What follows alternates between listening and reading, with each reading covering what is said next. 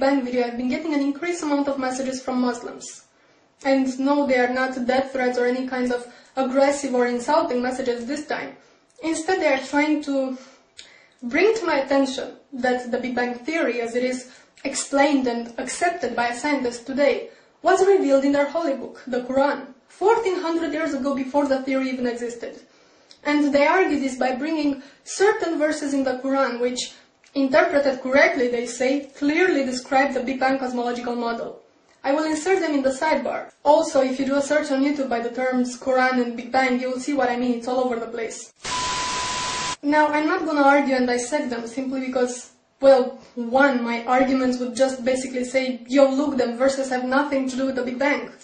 To which the responses would be, oh yeah, they do, and this can go on forever. And two, because you can read them for yourselves.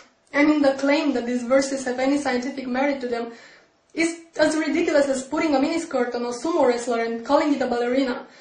No. He's just wrong. So instead, I'm just gonna ask one question to the Muslims making this claim. And not just this claim, because you see, while most Christian creationists try to negate science altogether, going, evolution? Where? Big Bang? Never happened. But no, Muslims have a different approach. They go, it's all here in my book, man. See this verse here? This is what it really means. You got pawn, motherfucker. Allahu Akbar. So my question is this. If the Quran really predicted modern scientific theories, such as Big Bang and evolution, then why didn't you Muslims come up with those theories ages ago? If all those things were revealed in your holy book 1400 years ago, it means that you had 1400 years at your disposal to explain to us infidel fools how things really work. But you didn't, did you? It was only after the Big Bang Theory was worldwide accepted by the scientific community that you decided to claim, well, Allah said it first. And same goes with evolution. So, why? I'm just asking.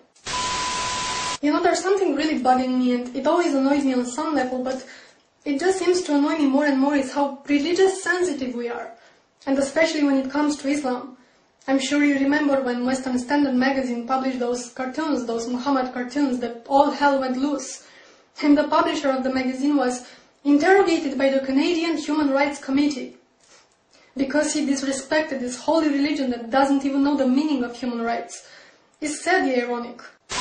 And this wasn't an isolated case. The same thing happened to Maclean magazine, I think it was, in 2008. Or the movie Fitna, which got banned. And the filmmaker was prosecuted and investigated and banned from entering the UK. All this while he was under constant death threats from Muslim extremists who were offended that he portrayed Islam as being violent. Again, the irony. And what annoys me even more is the converts. The people who weren't indoctrinated into this religion from childhood, but grew up exposed to human rights values.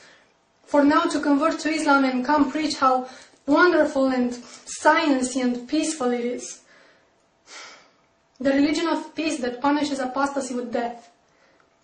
Oh, how great it is to live in the Western society and get all religious sensitive and offended when a particular dogma is criticized. Do you know that 1/3 of the world doesn't even have religious freedom? And it's not a coincidence that those countries are so populated they account for almost 70% of the world population. Let me say this again. 70% of the world population doesn't have religious freedom. You will have to look at the calendar and see what year it is, and ask yourself, what the fuck?